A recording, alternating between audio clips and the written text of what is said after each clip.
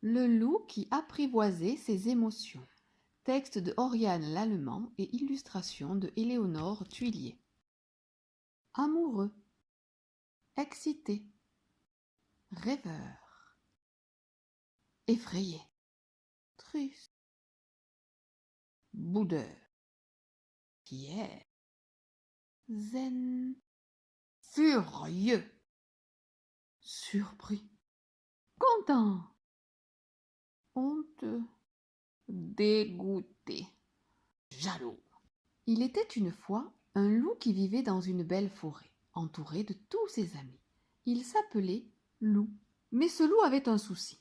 Il était trop émotif. Joyeux, fâché, triste, excité, il changeait d'humeur à 100 à l'heure.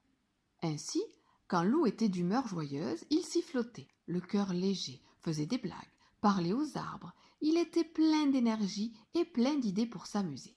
« Coucou Joshua, tu viens à la chasse aux papillons avec moi ? Et Gros Louis, si on faisait un chou géant à la chantilly ?»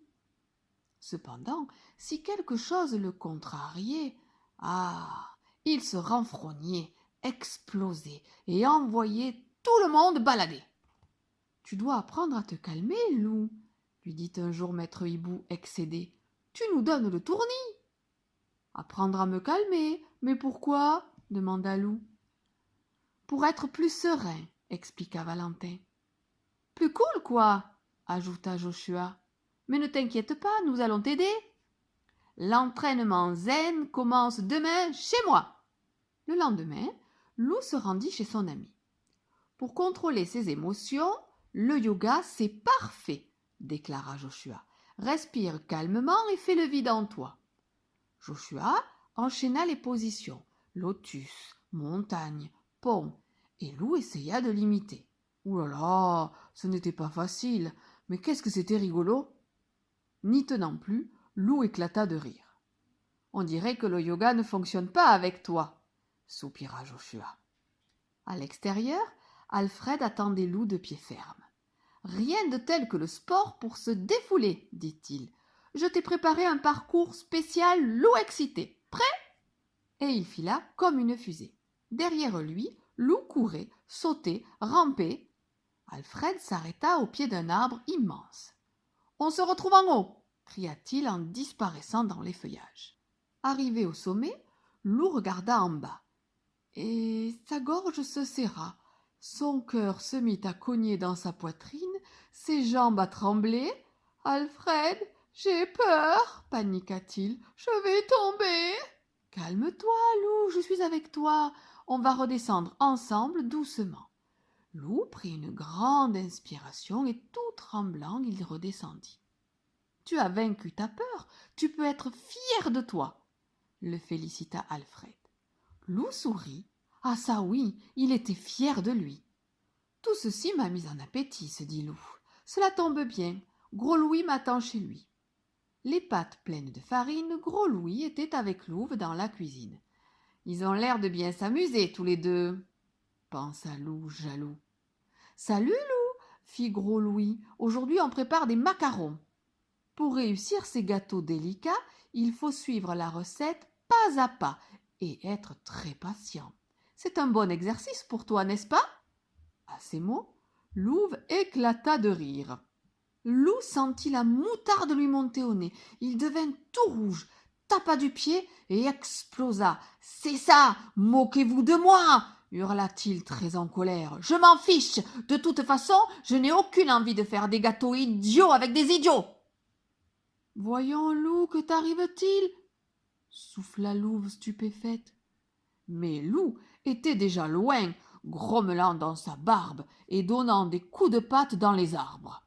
Peu à peu, Loup ralentit son allure pour finir par se traîner comme un escargot, le cœur gros. Autour de lui, tout était devenu gris. Une larme roula sur sa joue. « Je n'aurais pas dû m'énerver, » renifla-t-il. « Louve ne m'aimera plus jamais. Malheur, c'est moi l'idiot, comme je suis triste. » « Mais qu'est-ce qui arrive à mon super copain ?» fit alors une voix derrière lui. C'était demoiselle Yéti. En pleurant à chaudes larmes, Lou raconta à son amie ce qui s'était passé. Elle lui fit un gros câlin, puis elle dit « Ce qui est fait est fait. Maintenant, il faut réparer ta bêtise. Va voir Louve et Gros Louis, et excuse-toi, tu te sentiras beaucoup mieux après. » « Et si Louve ne veut pas me pardonner ?»